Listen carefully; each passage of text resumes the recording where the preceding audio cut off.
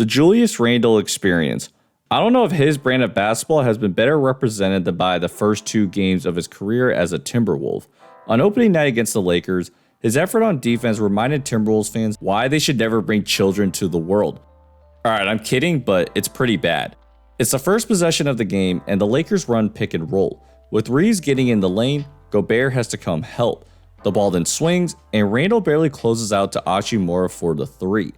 Just a few minutes later, the Timberwolves turn the ball over. With the Lakers on the break, Randle tells Conley to take Austin Reeves, but for some reason has no idea that LeBron's coming down the lane and allows him to dunk it. Just watch it again.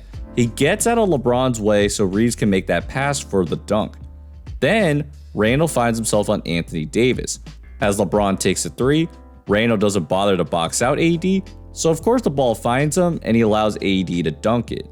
Now here's where things get even more interesting. So Randle's guarding LeBron and AD's running an inverted pick and roll. Gobert wants Randle to switch, but Randle's like, hell no, you get yourself over the screen. That allows AD to step into an open 3, and he's lucky that it's short. When I was talking about the trade, my biggest concern for Minnesota was Randle's effort. Since he's their second biggest player, he's gonna have to guard guys like LeBron and AD, especially because the Wolves want Gobert to be a help defender. Now, I don't expect him to be able to lock up AD or LeBron, but he's got to at least try to make their lives harder. His effort was even more legendary in the third quarter. Ant throws a bad pass, and LeBron takes off. McDaniels does a great job running with him, but his effort's wasted as Randle fouls AD on the shot.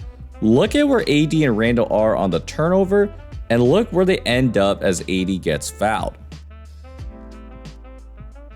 So now AD's at the line.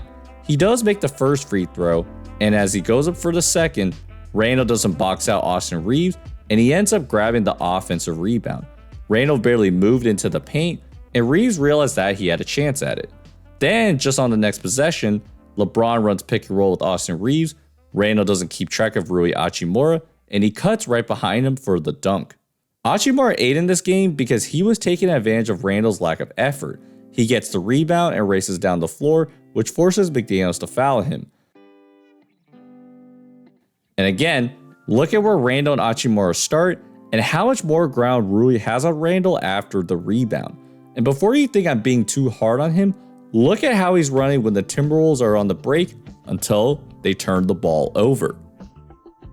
Hachimura scored 18 points in this game and talked really candidly about how he was able to score. I think we talked about Julius Randle. He sometimes is just standing and stuff. So we got to kind of use that.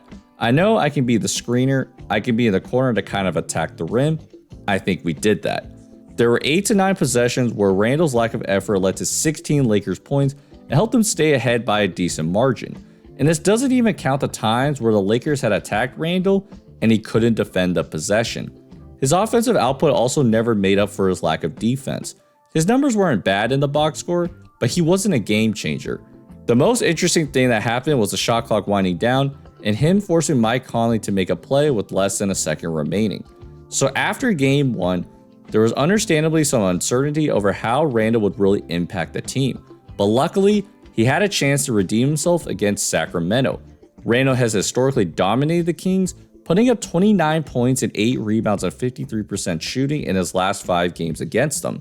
And he reminded Wolves fans what he brings to the table. Unlike Cat, Randle provides Minnesota a real second ball handler and scorer.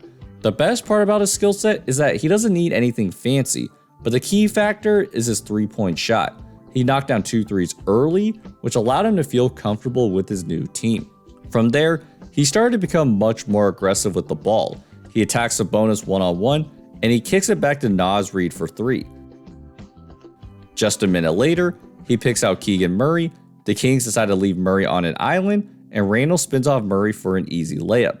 Then to end the quarter, Randle picks on Alex Len, rocks him to sleep, and steps back for 3 right before the buzzer.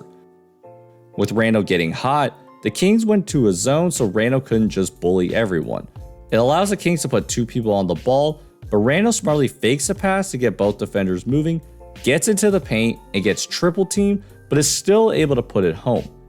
Not wanting to see that coverage again though, the Wolves let Ingles bring the ball up this time and swing it to Randle. He goes quick into the paint and floats it in.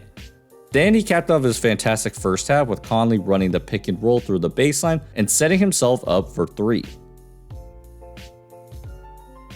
Randle scored 22 points in that first half, and because he could create a lot on his own, he was able to give Anthony Edwards an extensive rest and keep them in the game.